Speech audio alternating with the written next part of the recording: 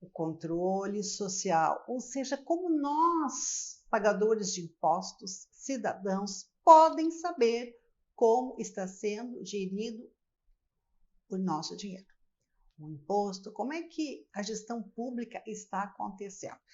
Antes, Hildebrando, gostaria que tu nos esclarecesse qual é a função de um auditor.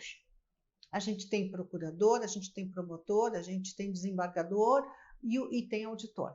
O que faz, de fato, um auditor, por favor? Muito bem.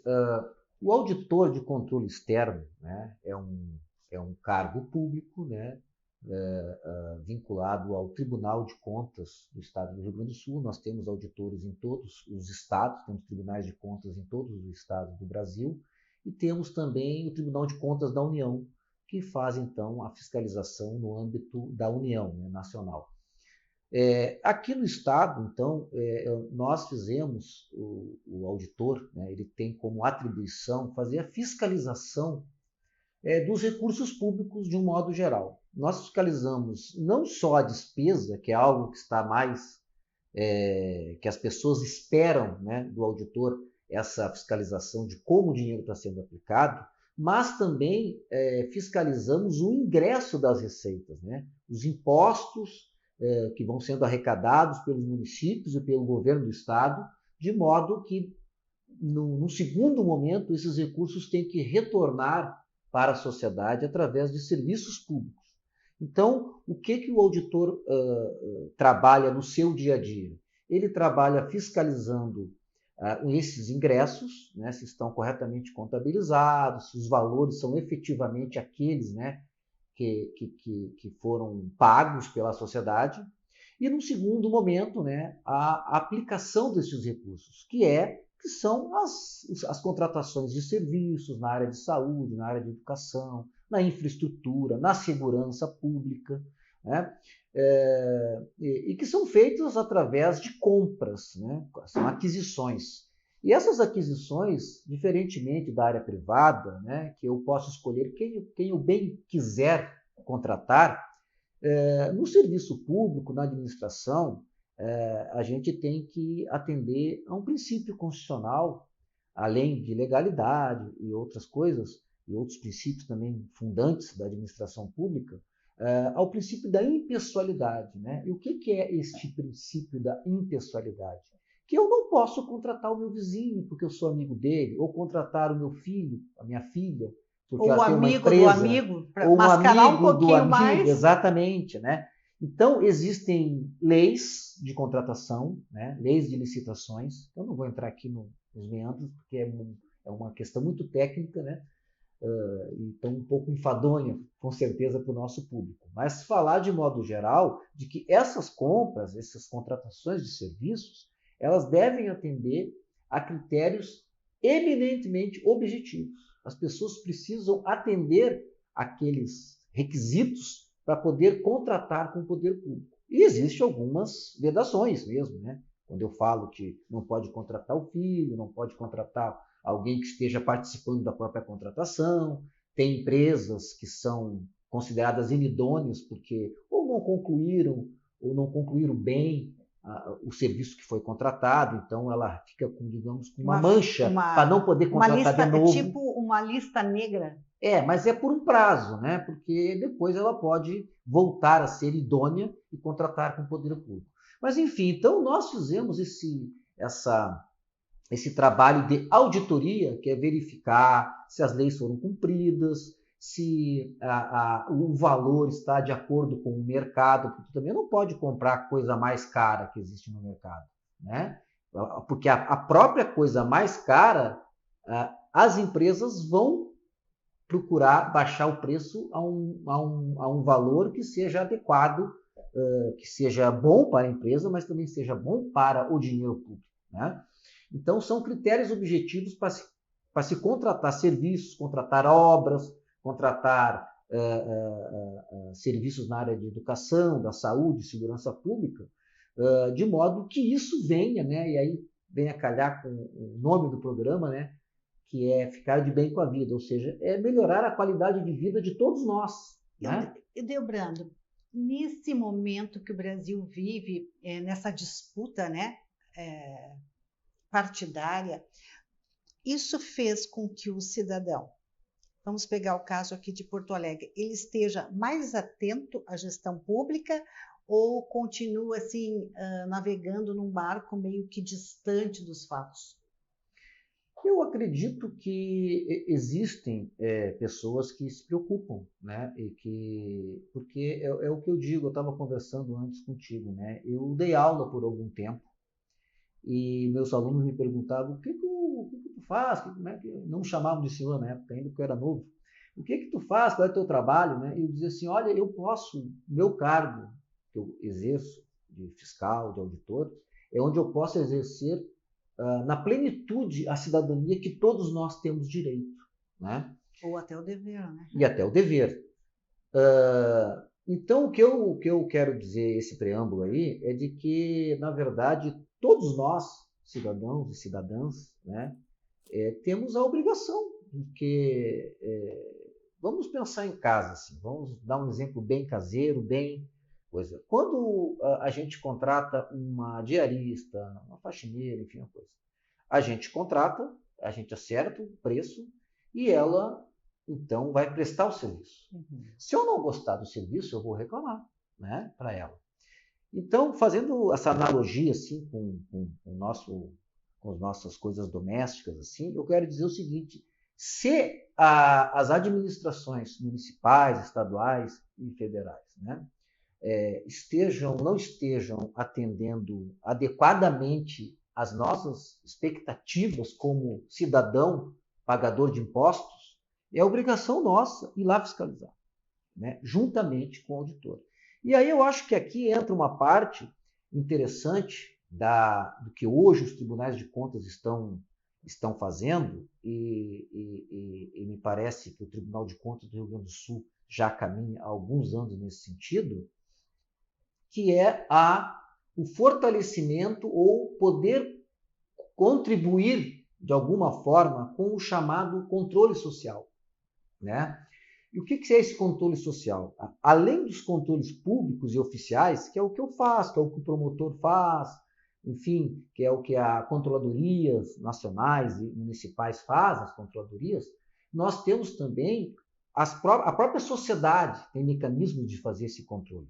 Por exemplo, quando a sociedade, né, cria, né, através de seus parlamentares e às vezes por pressão por próprios nichos e grupos, né, de pessoas, criam conselhos municipais, né? Nós temos o Conselho Municipal da Mulher, o Conselho Municipal da Não Discriminação Racial, né, o Conselho Municipal das Crianças e Adolescentes, né? Isso aí são mecanismos de controle social. O que a gente vê é que é uma pouca participação nesses conselhos, que é um momento interessante de ir lá, de conversar com pessoas que se interessam pelo mesmo tema e então poder, de alguma maneira, né, fiscalizar as coisas que estão acontecendo. Hildebrando, quem pode participar desses conselhos? Qualquer cidadão de Porto Alegre tem que ter um pré-requisito, tem que ter experiência, tem que ter algum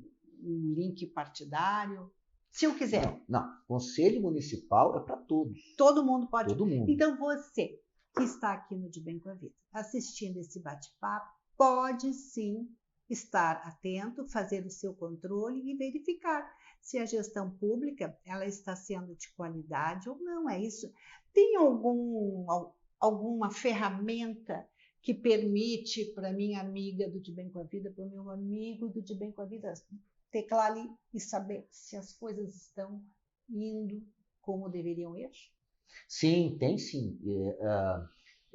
Primeiro que é uma obrigação, né, dos municípios, do governo do estado e da União deixar, né, através dos sites de transparência, né, dos próprios entes federados, eles devem deixar esses dados, né, disponíveis para a população analisar. Mas no âmbito do Tribunal de Contas, que eu estava falando, sobre o controle social, que o Tribunal de Contas aqui, a nossa instituição, né, o Tribunal de Contas do Estado está ajudando com o controle social é que nós temos no próprio site do próprio Tribunal de Contas atual do Rio Grande do Sul, temos um link, né? Um link sobre o que está, dados do fiscalizado, que a gente chama fiscalizado, né? Que seriam municípios, Câmara de Vereadores, órgãos da administração direta, governo do Estado também, secretarias, né? Onde existem dados ali, por exemplo, de um município. Tu tem dados de saúde, tu tem dados de educação, de gestão fiscal, né? De obras que estão em execução, que não estão em execução. Então, entrando ali, você vai saber, por exemplo, qual é a empresa que está fechando o buraco na frente da minha rua. Ah, que bom isso. Então, tu vai ver lá que, né, porque ela vai ter a placa, vai ter o caminhão, essa empresa está fazendo. Então, tu vai ter como saber qual é a empresa que está, quanto que está sendo pago, né? Por quanto tempo ela foi contratada que ela tem para cumprir. Então, são formas, são mecanismos que a sociedade se apropria, tirando dos sites do Tribunal de Contas, né? É claro que é preciso ter, não é algo assim muito... Ele procura ser amigável, né? Como se fala na área da tecnologia da informação. Mas alguns dados são um pouco técnicos. Mas nada que uma pessoa que tenha interesse pelo assunto não vá conseguir identificar, né? Qual é a empresa, quanto que está sendo pago, qual é o prazo para concluir uma obra, uma escola, um fechamento dos buracos da rua. E essa questão, por exemplo, da iluminação, que falta luz e que não sei o quê, isso também passa pelos auditores?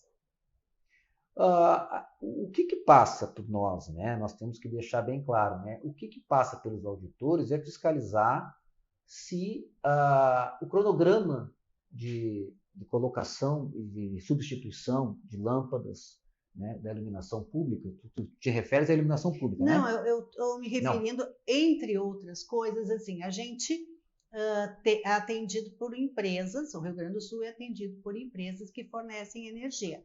Essa empresa, ela tem uma obrigação, né? Se esta obrigação, estes deveres não são atendidos, a gente pode fazer o contato com os auditores ou não é o lugar de estabelecer esse diálogo?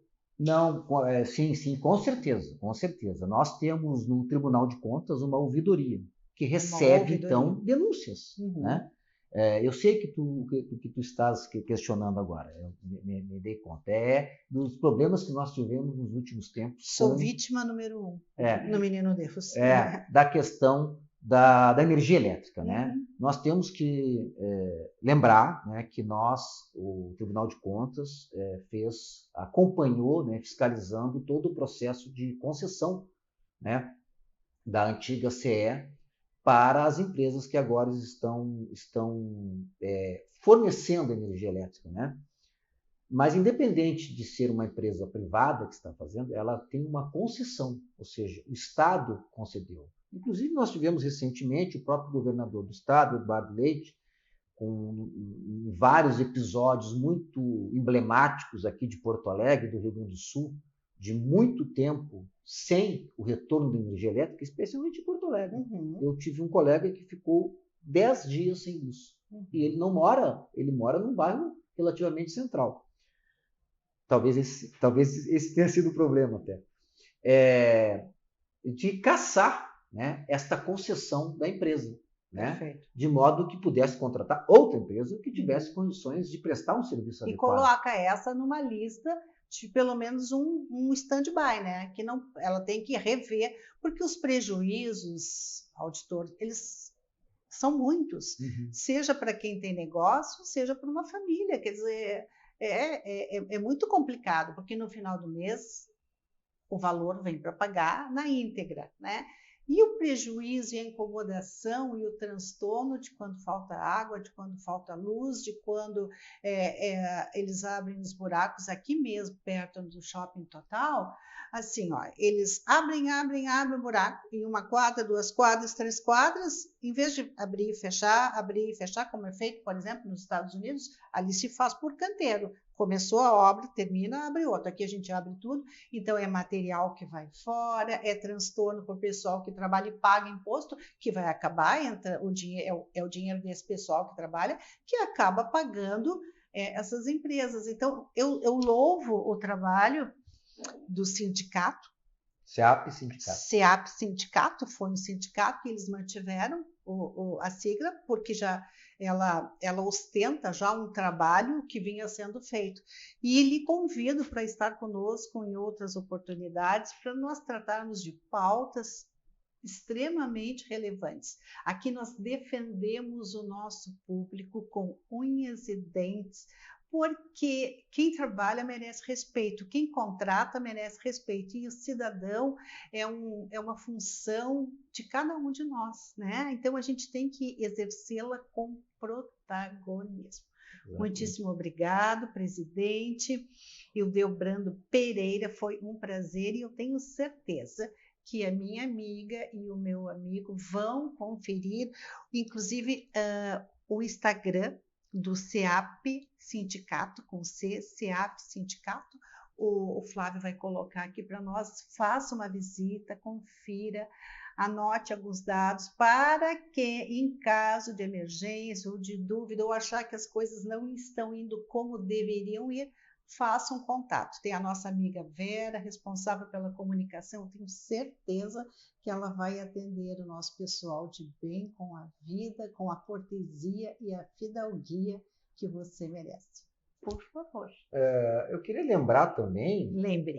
Sobre a questão do site do Tribunal de Contas, que Sim. É www.tcers, enfim, é só colocar na coisa que Sim. vai... Porque é ali sim que nós temos os dados, né, para fins de fiscalização por município. Cada município vai ter várias despesas que estão ocorrendo nas respectivas áreas, então que se torna mais fácil, né, para o nosso telespectador, para a nossa telespectadora, né, poder examinar então aquela contratação, aquela obra que está ocorrendo. Né? Perfeito. Aproveite os dias de folia, vá, jogue seu confete, a sua serpentina caia no samba, mas fique de olho na sua cidade, especialmente porque é no município que a vida acontece.